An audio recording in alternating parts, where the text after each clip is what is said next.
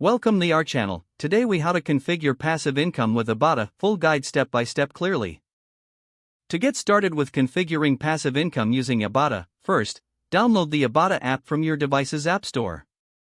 Once downloaded, open the app and create an account by providing your email and a secure password. After successfully signing up, familiarize yourself with the app's layout and features by navigating through the main menu. Next, link your grocery store loyalty accounts to the app by tapping on the store section and selecting your preferred retailers.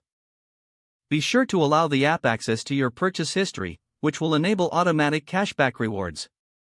Now, explore the offers section to discover available cashback offers from various retailers.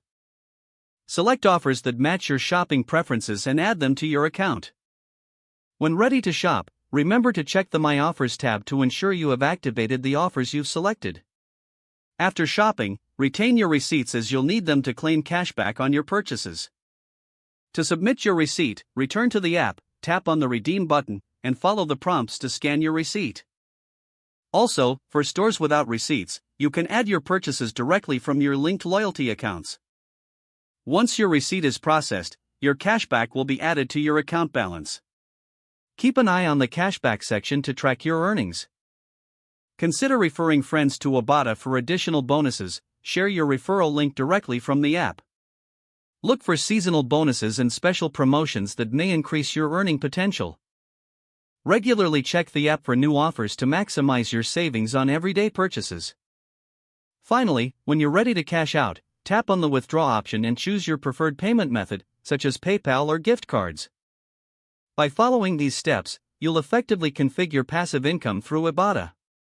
With consistent use and attention to offers, you'll build a reliable stream of cashback rewards. If the page does not load, refresh the browser or try again in a private or incognito window.